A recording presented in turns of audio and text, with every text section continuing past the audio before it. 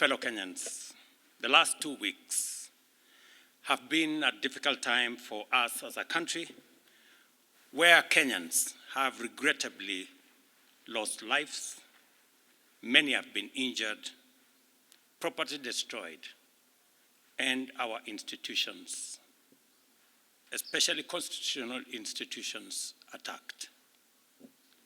Once again, I extend my deepest condolences to those who unfortunately lost their lives.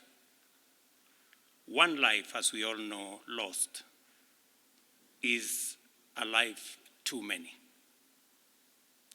To the mothers, fathers, siblings, relatives, and friends of those who lost their lives, my deepest sympathies and condolences to you all.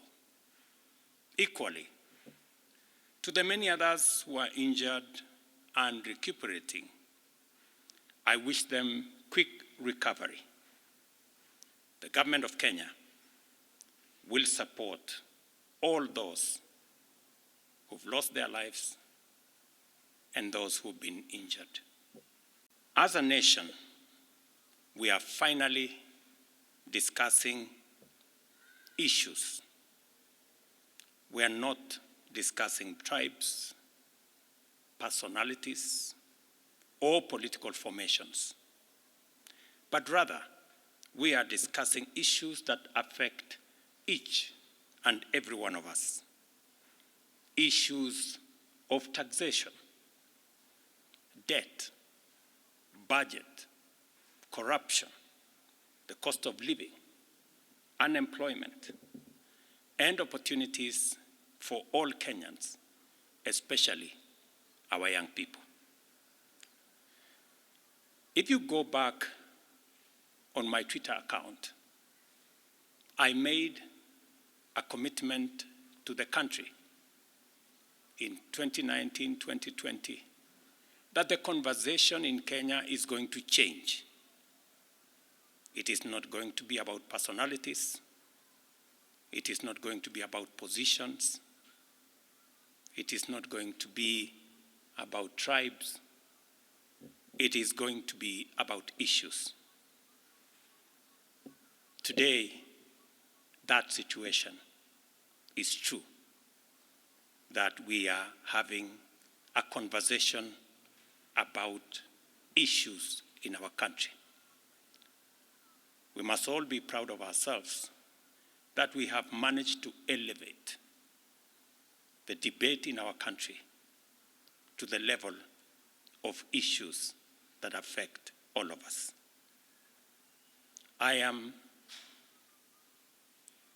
very happy that we are having a conversation about jobs for our young people, about opportunities for business, about manufacturing, about taxation, about debt, and all the other things that are important to all of us. I make this statement to highlight the actions taken in response to the overwhelming public feedback in the recent days, and to fulfill my commitment to continuously and effectively listen to the people of Kenya, and to underscore my intention to always take public contributions in good faith, applying them to enrich policy making, governance, and government programs. Public debt is and continues to be a major point of engagement and conversation in Kenya. I have today appointed an independent task force to carry out a comprehensive forensic audit of our public debt and report to us in the next 3 months. This audit will provide the people of Kenya with clarity on the extent and nature of our debt, how public resources have been expended, and will also recommend proposals for managing our public debt in a manner that is sustainable and does not burden future generations. The consequence of withdrawing the finance bill is the reduction of our revenue targets by 346 billion.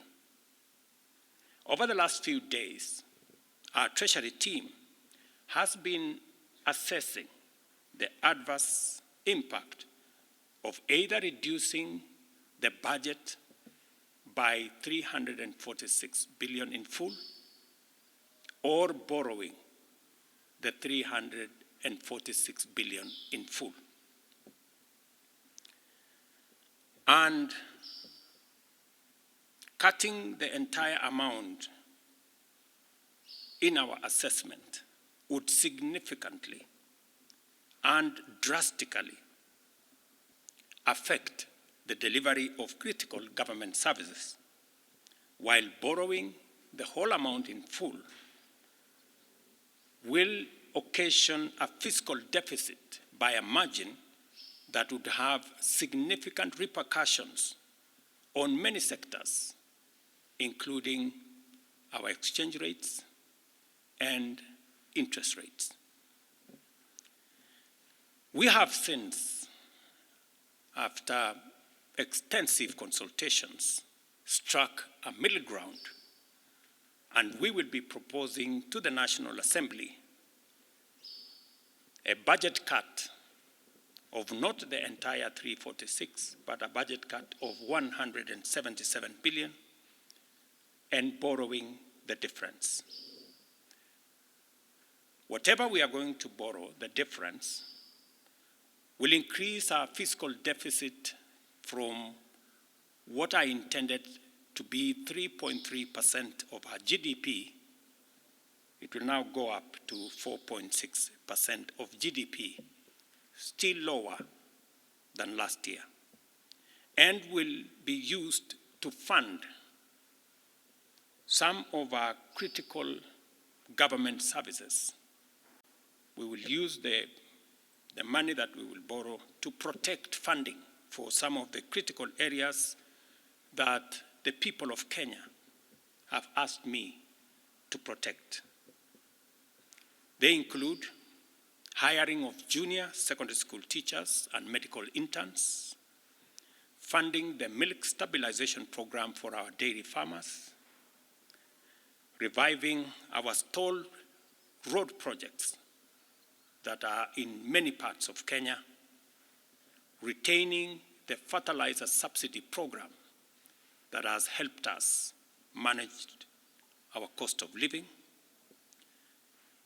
settling the debt owed to farmers in our coffee sector, capitalizing the coffee cherry fund to support our farmers in that sector, enabling public-owned sugar mills to pay outstanding debts to sugarcane farmers for their deliveries, additional funding for higher education, new funding model that was in our plan will now receive additional funding, settling arrears owed to counties, settling arrears for NGCDF, and settling arrears for our pensions. In keeping with the enhanced austerity measures we have committed to implement and align government expenditures within the budgetary implications of the withdrawal of the Finance Bill 2024, the following actions shall be taken with immediate effect towards the realization of the new budget. 47 state corporations with overlapping and duplicating functions will be dissolved, resulting in the elimination of their operational and maintenance costs, and their functions will be integrated into the respective line ministries. Staff currently employed by the affected corporations will be transferred to ministries and other state agencies within government. The decision to fill the position of Chief Administrative Secretaries is hereby suspended. The number of advisors in government shall be reduced by 50% within the public service with immediate effect. Budget lines providing for the operations of the Office of the First Lady, the spouse of the Deputy President, and the Prime Cabinet Secretary will be removed. Similarly, the budget provisions for confidential budgets in various executive offices, including my own office, have been removed, and the budget for renovations across government reduced by 50%. Henceforth, public servants who attain the retirement age of 60 shall be required to immediately proceed on retirement with no extensions to their tenure of service whatsoever. The purchase of new motor vehicles by the government is suspended for 12 months, except for security agencies, while a new policy on transport for public officers will be developed. All non-essential travel by state and public officers is hereby suspended. No state officer or public servant shall participate in public contributions or haram phase going forward. The Attorney General is hereby directed to prepare and submit legislation to this effect and develop a mechanism for structured and transparent contributions for public, charitable, and philanthropic purposes. These measures will be followed by changes in government that I will be making shortly.